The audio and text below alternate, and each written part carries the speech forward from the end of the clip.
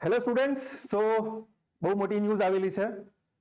ઘણા બધા સ્ટુડન્ટ્સ માટે આ સારી ન્યૂઝ છે, કેમ કે હમણાં હાલ 1 કલાક પહેલા જ ન્યૂઝ આવી છે કે જીપીએસસી નો જે નોન ટેકનિકલ સિલેબસ છે, એટલે કે જે સામાન્ય અભ્યાસ હોય છે, જનરલ સ્ટડીઝનો સિલેબસ જે છે એ સેમ કરી દેવામાં આવેલો છે for all the exam, for all preliminary exam. સમજો, અત્યાર સુધી શું થતું હતું કે એડવર્ટાઇઝમેન્ટ આવી પછી લોકો વેઇટ કરે કે સિલેબસ આવશે અને પછી આપણે તૈયારી ચાલુ કરીશું.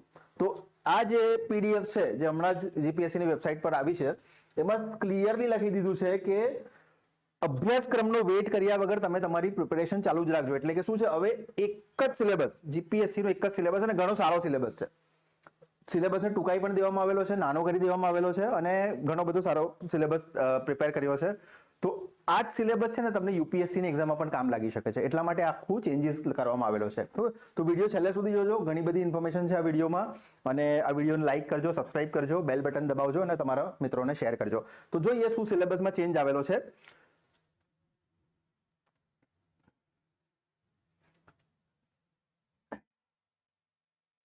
ઓકે, તો પહેલા શું થતું હતું, ઇતિહાસ એટલે કે હિસ્ટ્રી અને સાંસ્કૃતિક વારસો, કલ્ચર, એ બંને અલગ અલગ આવતું હતું. હવે શું કરી દીધું છે, આમાં હિસ્ટ્રી અને કલ્ચરને મિક્સ કરી દીધું છે. એટલે કે પહેલા અલગથી જે કલ્ચર આવતું હતું એ ભણવાની જરૂર નથી. હવે હિસ્ટ્રી અને કલ્ચરમાં સેમ. પહેલા હિસ્ટ્રીમાં કેટલા 14 મુદ્દાઓ આવતા હતા, પણ હવે એને હિસ્ટ્રી અને કલ્ચર બંનેને મિક્સ કરીને ટોટલ 14 મુદ્દાઓ કરી દીધા છે. એટલે આમાં પણ ઇતિહાસમાં સિલેબસ થોડો ટૂંકાઈ દેવામાં આવેલો છે અને કલ્ચરમાં લિમિટેડ મુદ્દાઓ લીધેલા છે. તો આ સિલેબસ છે ને, બેસ્ટ વસ્તુ શું છે આમાં કે કલ્ચરના જે મુદ્દાઓ છે એ ઓછા કરી દીધા છે અને હિસ્ટ્રીના પણ ઓછા કરી દીધા છે. એટલે ઓવરઓલ સિલેબસમાં થોડો શ્રિંક લાવેલા છે, જે સારી વસ્તુ છે કે તમારે લિમિટેડ વાંચવાનું છે હવે. અને બીજું, ક્લાસ 1, ક્લાસ 2 અને ક્લાસ 3 બધી જ એક્ઝામ માટે સેમ છે. એટલે કે હવે કોઈ અલગથી એક્ઝામની પ્રિપેરેશન કરવાની જરૂર નથી. એક સિલેબસ નોન ટેકનિકલનો કરો અને બધી જ એક્ઝામ જેટલી પણ આવે છે એ બધી આપ્યા કરો. ઓકે, નેક્સ્ટ જોઈએ છે શું આવેલું છે, ભારતીય બંધારણ, રાજવ્યવસ્થા અને સામાજિક ન્યાય અને આંતરરાષ્ટ્રીય સંબંધો. એટલે કે આખું પોલિટી, કોન્સ્ટિટ્યુશન અને પોલિટી, એ બંને. એમાં પણ સિલેબસને નાનો કરી દીધો છે. ટોટલ 6 પોઈન્ટ્સ જ રાખેલા છે. પહેલાની જે એક્ઝામ, પહેલાનો જે સિલેબસ હતો એમાં જે પોઈન્ટ જે હતા એ લગભગ 8 થી 10 હતા. આમાં સિલેબસ જે છે ટૂંકાઈ દેવામાં આવેલો છે. ઘણો નાનો સિલેબસ કરી દીધો છે બંધારણમાં પણ. નેક્સ્ટ છે ઇમ્પોર્ટન્ટ તાર્કિક અને બૌદ્ધિક ક્ષમતા. આ આખો સિલેબસ તમને સીસેટ એટલે કે જે યુપીએસસી નું સીસેટ નું સિલેબસ આવે છે એ આખો અહીંયા મૂકી દીધેલો છે. એટલે સારામાં સારી શું થશે કે તમે યુપીએસસી માટે પણ અલગથી પ્રિપેરેશન કરવાની જરૂર નહીં પડે. આ જ તમારો સિલેબસ જે છે. મોસ્ટલી આમાં રિઝનિંગ છે. મોસ્ટલી રિઝનિંગના મુદ્દાઓ મૂકેલા છે. ચાર્ટ, ગ્રાફ, કોષ્ટક ને બધું જ છે અહીંયા. સામાન્ય બૌદ્ધિક ક્ષમતા, મૂળભૂત સંખ્યાત્મક ક્ષમતા, બધી જ. અને રિઝનિંગ, મોટાભાગનો સિલેબસ રિઝનિંગ અને મેથેમેટિક્સનો છે, જે સીસેટ નો સેમ સિલેબસ. બીજો કોઈ ચેન્જીસ નથી આમાં. પહેલા જે આપણો જીપીએસસી નો સિલેબસ હતો, જે નોન ટેકનિકલનો હિસ્ટ્રી, નોન ટેકનિકલનું મેથ્સ અને રિઝનિંગ હતું, એમાં ઘણા બધા મુદ્દાઓ હતા. લગભગ 13 થી 14 મુદ્દાઓ હતા. એમાંથી આ ટોટલ 5 કરી દીધા છે. તો નાનો સિલેબસ અહીંયા પણ થઈ ગયો છે. પછી આવ્યું છે અર્થતંત્ર. તો આમાં શું કરી દીધું છે, ભારત અને ગુજરાતનું અર્થતંત્ર બંને મિક્સ કરી દીધા છે. પહેલા આપણને જે આપણો ઇકોનોમિક્સનો સિલેબસ હતો એ મોટો હતો. આમાં લિમિટેડ કરી દીધું છે. ટોટલ 6 જ મુદ્દાઓ અહીંયા રાખેલા છે. ટોટલ કેટલા છે? 9. ટોટલ 9 મુદ્દાઓ. આના પણ લગભગ 12 મુદ્દાઓ હતા પહેલા. તો આમાં હવે શું કરશે, મારા હિસાબથી કે ઇકોનોમિક્સમાં ગુજરાત રિલેટેડ પણ જેટલા પણ ઇકોનોમિક્સ રિલેટેડ જે ન્યૂઝ આવે છે એ પણ આપણી માટે હવે ઇમ્પોર્ટન્ટ થઈ જવાના છે, કેમ કે અહીંયા લખી દીધું છે ગુજરાત અને ભારતનું અર્થતંત્ર. નેક્સ્ટ આવે છે ભૂગોળ. ભૂગોળમાં બહુ ચેન્જીસ નથી દેખાતા અહીંયા. સેમ જેટલા પહેલા સિલેબસમાં હતા એટલા જ છે, પણ થોડુંક નાનો કરી દીધો છે સિલેબસ ભૂગોળનો પણ. આપણે જોઈએ તો સામાન્ય ભૂગોળ ત્યાં પણ હતું, ભૌતિક ભૂગોળ, સામાજિક ભૂગોળ અને આર્થિક ભૂગોળ. અને આમાં શું કરી દીધું છે, વર્તમાન પ્રવાહના સંદર્ભે ભૂગોળ. એટલે કે આ એક નવો મુદ્દો આવેલો છે, એટલે કે કરંટ અફેર્સ. તો અહીંયા શું બતાવે છે, કરંટ અફેર્સને ઇમ્પોર્ટન્ટ આપવામાં આવેલું છે અહીંયા. ભૂગોળ રિલેટેડ પણ સેમ તમને અહીંયા દેખાશે. ગુજરાતનું અર્થતંત્ર અને ભારતના અર્થતંત્રમાં જે છે એમાં પણ તમને મોટા ભાગનું દેખાશે અહીંયા કરંટ અફેર્સથી રિલેટેડ ક્વેશ્ચન્સ. અને ભૂગોળમાં તો લખી જ દીધું છે કે વર્તમાન પ્રવાહના સંદર્ભે ભૂગોળ. એટલે ભૂગોળ માટે પણ હવે તમારે કરંટ અફેર્સ બહુ ઇમ્પોર્ટન્ટ બની રહ્યું છે. નેક્સ્ટ આવે છે વિજ્ઞાન અને ટેકનોલોજી. તો વિજ્ઞાન અને ટેકનોલોજીના સિલેબસમાં પણ મોસ્ટલી જે ટેકનોલોજી અને સાયન્સ રિલેટેડ ક્વેશ્ચન્સ છે એ જ મૂકેલા છે. આમાં પણ બહુ અલગ અલગ નથી ચેન્જીસ કરેલા. મોટાભાગનો સિલેબસ એ જ છે જે પાછળ હતો.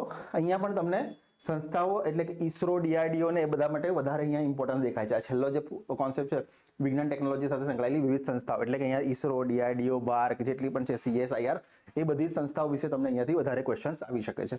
અને આમાં પણ મોટાભાગનો સિલેબસ જે પાછળ હતો એ જ છે. થોડો ચેન્જીસ સાયન્સમાં છે. અને છેલ્લું જે છે આપણું સામાન્ય જ્ઞાન તથા પ્રાદેશિક, રાષ્ટ્રીય અને આંતરરાષ્ટ્રીય મહત્વની સાંપ્રત ઘટનાઓ. એટલે કે આપણું કરંટ અફેર્સ. પણ અહીંયા શું લખ્યું છે, સામાન્ય જ્ઞાન. એટલે કે હવે જનરલ નોલેજ પર થોડુંક વધારે ફોકસ આપવાની જરૂર છે, કેમ કે જનરલ નોલેજ અહીંયા ક્લિયરલી લખેલું છે સામાન્ય જ્ઞાન, તો આમાંથી ક્વેશ્ચન આવી શકે છે. એટલે કે સિલેબસ આપણે જોઈએ નાનો તો થયો છે, પણ અહીંયા આ વસ્તુ લખી છે સામાન્ય જ્ઞાન જનરલ નોલેજ, તો એમાંથી કશું પણ આવી શકે છે. એટલે હવે આપણે એવું ના કહી શકીએ કે આ સિલેબસમાં નહોતું કે આ સિલેબસમાં હતું, એમ કે અહીંયા ક્લિયરલી લખી દીધું સામાન્ય જ્ઞાન જનરલ નોલેજ. જનરલ નોલેજ કોઈ પણ હોઈ શકે છે, એનીથિંગ. તો આમાં હવે સિલેબસ આપણે જોઈએ નાનો થયો છે ડેફિનેટલી, પણ જનરલ નોલેજ નાખી દેવાના કારણે હવે એ થોડુંક એક્સ્ટ્રા આપણને ભણવું પડશે એની માટે. જનરલ નોલેજ જે પહેલા આપણે નહોતા ભણતા, જનરલ પહેલા આપણે સિલેબસ રિલેટેડ ભણતા હતા, પણ હવે થોડુંક વધારે ભણવું પડશે. તો ફેક્ટ બેઝિસ પર ક્વેશ્ચન આવવાના પૂરેપૂરા ચાન્સ છે. પણ સારી વસ્તુ શું થઈ છે કે same syllabus class 1, class 2, class 3. તો આપણી જે મિકેનિકલ માટે AMVI ની જે પણ આવતી હતી વેકેન્સીઝ, પછી જે સિવિલમાં આપણે જોઈએ તો એડિશનલ આસિસ્ટન્ટ એન્જિનિયર જે રિક્રુટમેન્ટ આવતી હતી, એમાં પણ સિલેબસ થોડોક અલગ રહેતો હતો. ત્યાં હિસ્ટ્રી કલ્ચર ને બધું તો હતું, પણ ગુજરાતી ગ્રામર, ઇંગ્લિશ ગ્રામર એ હતું. એ લગભગ ત્યાંથી હટી જશે અને આ જ સિલેબસ ત્યાં ફોલો કરવામાં આવશે. મ્યુનિસિપલ કોર્પોરેશનની પણ જેટલી પણ રિક્રુટમેન્ટ આવવાની છે એના માટે પણ સેમ જ કીધું છે. અહીંયા શું લખ્યું છે, ક્લાસ 1, ક્લાસ 2 પરીક્ષા તથા કોર્પોરેશનની વર્ગ 3 ની પરીક્ષા, એટલે કોર્પોરેશનની જે વર્ગ 3 ની પરીક્ષા આવે છે એમાં પણ આ જ સિલેબસ રહેશે, યાદ રાખજો. એટલે કે જે Vadodara municipal corporation, Surat municipal corporation, Bhavnagar municipal corporation જેટલી પણ રિક્રુટમેન્ટ આવતી હતી ટેકનિકલ, નોન ટેકનિકલ, એ બધા માટે પણ હવે આ સિલેબસ છે. અહીંયા 18 તારીખે આજે આવ્યું છે નોટિફિકેશન, તો આ બહુ સારી ન્યૂઝ છે આપણી માટે. ઠીક છે, તો હવે આગળનું જે વિડીયો છે આમાં શું ચેન્જીસ આવ્યા છે, સારા છે, એનાથી શું બેનિફિટ થઈ શકે છે, એના માટે હું મુકેશ સરને રિક્વેસ્ટ કરીશ, એ તમારી સાથે આગળનું વાर्तालाप જે છે કરશે. चलिए बच्चों, तो अब बात करते हैं कि क्या ये जो आपके लिए चेंज हुआ है, जो आपके लिए पूरा का पूरा नॉन टेक का एक कॉमन पेपर कर दिया है सारी की सारी वैकेंसी के लिए, तो क्या ये सही हुआ है या गलत हुआ है? तो देखो दोनों तरीके से देख सकते हैं आप इस चीज को. ठीक है, मैं एक ग्लास में अगर पानी भरा हुआ है तो मैं इसको दोनों तरीके से देख सकता हूं कि भैया वो आधा खाली है या आधा भरा हुआ है. दोनों तरीके से आप देख सकते हैं उस चीज को. ठीक है, अगर बात करते हैं क्या ये अच्छा हुआ, हाँ डेफिनेटली ये अच्छा हुआ, क्योंकि पहले आपको हर एक वैकेंसी के लिए अलग अलग नॉन टेक की प्रिपरेशन करनी पड़ती थी हर एक एग्जाम के लिए, और किसी का सिलेबस थोड़ा बहुत चेंज भी हो जाता था. अब क्या है, हमें नॉन टेक का टेंशन हटा देना है दिमाग से. एक ही पेपर है. बहुत सारे बच्चों का मैसेज भी आया था हमारे पिछले वीडियो पे कि सर मैं एक ही दिन में 3 पेपर कैसे दूंगा. अरे भाई 3 नहीं देना है, एक ही देना है. मात्र एक पेपर होगा आपका, जितने भी आपके R&B के लिए हो गया. ठीक है, फिर आपका ये जो नया है GES हो गया, GES के लिए भी था ना सर? yes. ठीक है, GWSSB का भी हो गया आपका. मतलब जो भी वैकेंसीज आपकी आई हैं अभी तक, नर्मदा एंड कल्चर डिपार्टमेंट का हो गया, तो जितने भी वैकेंसीज आई हैं आपके लिए, उन सब के लिए आपका एक ही नॉन टेक का पेपर होने वाला है. ठीक है, सिर्फ एक नॉन टेक का पेपर. अब यहां से हमें और क्या फायदा मिलता है? लेट अस सपोज जनरली जो होता है बच्चों के साथ, बच्चा मुझसे बार बार पूछता है कि नॉन टेक में सर अगर मार्क्स कम आ गए तो क्या होगा. तो यहां से आपको ना एक क्लियर कट आइडिया मिल जाएगा कि नॉन टेक में कितने मार्क्स आ रहे हैं. नॉन टेक में एक बार मार्क्स मिल गए ना हमें, अब समझ में आएगा टेक्निकल के लिए कितना मेहनत करना है, और टाइम मिल रहा है हमें 2 से 3 महीने का सॉलिड टाइम मिल रहा है टेक्निकल के लिए. तो वहां पे क्या कर सकते हैं, टेक्निकल पे थोड़ा सा एफर्ट डाल के हम लोग हर टेक्निकल को सुधार सकते हैं, और टेक्निकल सारे अलग अलग होंगे. एज पर नाउ जो अभी तक की न्यूज है, टेक्निकल सारे अलग अलग होंगे आपके. नॉन टेक का एक कॉमन पेपर रहेगा, एक ही पेपर रहेगा सारी वैकेंसीज के लिए. ठीक है, तो ये इसका पॉजिटिव साइड हो गया. नेगेटिव साइड इसका क्या है वो समझा देता हूं. जनरली हम लोगों ने ये सोचा था कि भैया अप्रैल में पेपर होने वाला है. सबने हमारी बात कर रहा हूं या दूसरे इंस्टीट्यूट से, सबने ये सोचा था कि भैया पेपर होगा अप्रैल में, और हम पढ़ा भी आपको अप्रैल के हिसाब से रहे थे. ठीक है, अब हुआ क्या, 2 महीने पहले इनने आपका कर दिया नॉन टेक का पेपर. अब आधे बच्चों का प्रिपरेशन अभी तक आधा ही हुआ होगा. ठीक है, और वो ऐसा सोच रहे होंगे यार कि हमारा सिलेक्शन हो पाएगा कि नहीं हो पाएगा. देखो 2 महीने पहले जो आपका एग्जाम शेड्यूल हुआ है, ये सिर्फ आपके लिए तो नहीं हुआ, सबके लिए हुआ है ओवरऑल. तो अगर सबके लिए हुआ है बच्चों, तो यहां पे एक चीज समझ में आती है, ये एक अपॉर्चुनिटी बनती है यहां पे कि भाई स्कोर कम हो सकता है, और सिलेबस भी थोड़ा बहुत चेंज हुआ है, और सिलेबस छोटा हुआ है अब. तो अगर सिलेबस छोटा हुआ है मतलब चांसेस हैं कि हम यहाँ पे ठीक ठाक मार्क्स उठा सकते हैं. और ओवरऑल देखा जाए ना, तो यहाँ पे एक अपॉर्चुनिटी तो बनती है कि आप यहाँ पे सिलेक्ट हो सकते हैं. ठीक है, तो इसको एक अपॉर्चुनिटी की तरह मानो. इसको ऐसा डिस्कंफर्ट वे में मत लो कि यार 2 महीने पहले हो रहा है तो मैं तो सिलेक्ट हो ही नहीं पाऊंगा. भाई जिस नाव में आप सवार हो उसी में सबके सब सवार हैं. ठीक है, थोड़ी मेहनत कर लो, नॉन टेक का पेपर आपका हो जाएगा. अब जिन बच्चों को गुजराती में समझ में नहीं आया था, उनके लिए करके हम लोग देखते हैं कि भैया कौन कौन सा यहाँ पे सब्जेक्ट था आपका. तो मेरे ख्याल सबसे पहला सब्जेक्ट कौन सा था sir? History and culture. History and culture, इसको यहाँ पे लिख भी देंगे तो ये बच्चों लोगों को समझ में आएगा। सबसे पहला था बच्चों आपके लिए हिस्ट्री एंड कल्चर, ठीक है।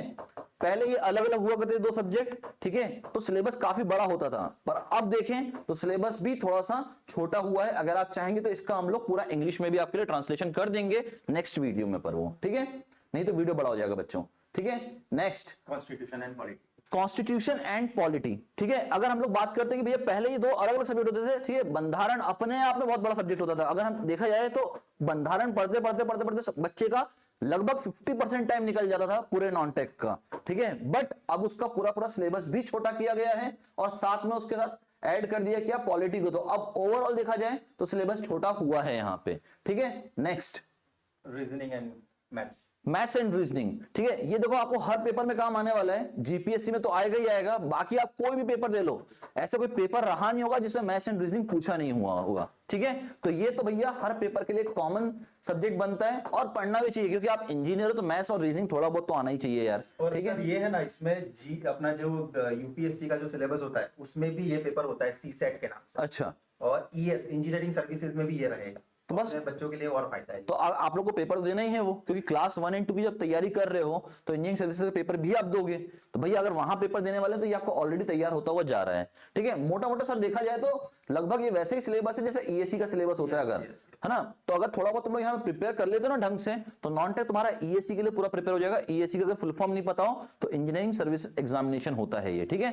किसी को सर यूपीएससी भी देना हो ना तो यही सिलेबस को दे सकता है। ओके, ठीक है सर। अगला सब्जेक्ट कौन सा है सर? ये अपना है इकोनॉमिक्स है। इकोनॉमिक्स। तो अब इकोनॉमिक्स पे देखो, इकोनॉमिक्स में भी सिलेबस थोड़ा सा छोटा किया गया है, ओवरऑल सिलेबस छोटा किया है, ठीक है। इसके लिए तो हम लोग ये बोल सकते हैं भाई जीपीएससी को क्यों अच्छा किया, क्योंकि इतने शॉर्ट ड्यूरेशन में पेपर ले रहा है ना, और उसने अगर सिलेबस थोड़ा छोटा किया तो हमारे पास एक चांस बनता है कि हम पूरा सिलेबस कवर तो कर पाएंगे एटलीस्ट। नेक्स्ट भूगोल, ज्योग्राफी। तो भाई जियोग्राफी तो आपके लिए इंपॉर्टेंट है ही। देखो सिलेबस मोटा मोटा वही है जो आपका पहले भी था, बट क्वांटिटी कम कर दी है उसकी, ठीक है। क्वांटिटी कम कर दी मतलब पढ़ना कम पड़ेगा, ठीक है, बट सिलेबस मोटा मोटा तो वही है आपका। Science and tech, I think that's ना, science and tech. Science and tech पहले भी बहुत छोटा सा आया करता था, अभी बहुत छोटा सा आएगा, पर क्वेश्चन तो मिलेंगे इससे आपको, ठीक है। कवर करके जाओ। टेक में ना सर मोस्टली स्टूडेंट को फोकस करना चाहिए जो करंट न्यूज आ रही है, करंट अफेयर्स, Okay. इसमें कोई मिसाइल डेवलप किया है अपन ने, इसरो, डीआरडीओ, भारत, इस पे ज्यादा फोकस रखना पड़ेगा। कोई एप्लीकेशन डेवलप हुआ है, वो सारी चीज पे ज्यादा फोकस रखेंगे ना तो साइंस एंड टेक इजी लगेगा स्टूडेंट। ओके, और लास्ट में सर ये अपना जनरल नॉलेज और करंट अफेयर्स। आखिरी में तो आपका जनरल नॉलेज और करंट अफेयर्स है ही बच्चों, ठीक है। करंट अफेयर के साथ देखो ये बोल सकते हैं कि बच्चे मुझसे पूछते हैं तैयारी कैसे होगी। करंट अफेयर के लिए आपको ना मेरे ख्याल से जो आपकी वीकली मैगजीन्स आती है ना, जिसमें पूरा उस पूरे वीक में जो आपका पूरा हुआ है, जितने भी इंसिडेंट हुए हैं वो सब आपके पास वीकली मैगजीन आती है, तो अगर आप उससे भी पढ़ते हैं तो मेरे ख्याल से करंट अफेयर कवर हो जाएगा सर, है ना। ये नया है सर एक जीके जनरल नॉलेज। ओके, तो सर इसमें क्या आ सकता है फिर? इसमें कुछ भी पूछ सकते हैं सर, कहीं से कुछ भी आ सकता है। तो भाई देखो अब जीके में तो देखो ये तो अपने आप में एक पूरा का पूरा अध्याय बन जाता है, ठीक है। तो अगर इसको देखने चलेगा तो भाई बहुत बड़ा हो जाएगा सिलेबस, ठीक है। जितना हो पाता उतना तैयार करो, बहुत ज्यादा नहीं आएगा जीके से, ठीक है, बट बाकी से आप कर सकते हैं। तो देखो हमने आपके लिए इंग्लिश और गुजराती दोनों में ट्रांसलेट किया इस वीडियो को, ठीक है। अगर वीडियो पसंद आया है तो भाई चैनल को सब्सक्राइब कर लो, ठीक है। बहुत जल्दी हम लोग हमारे नए चैनल पे ट्रांसलेट होने वाले हैं, हमारा JEE by Acumen पे, तो आपको उसको भी सब्सक्राइब करना पड़ेगा, यहीं पे लिंक आएगी, ठीक है। आपको इस तरफ लिंक दिख रहा होगा, आप जाके सीधा सब्सक्राइब कर सकते हो चैनल को। डिस्क्रिप्शन में भी हम लिंक डाल देंगे नए चैनल की, ठीक है। मिलते हैं नेक्स्ट वीडियो में, till then bye bye everyone and thanks for your time.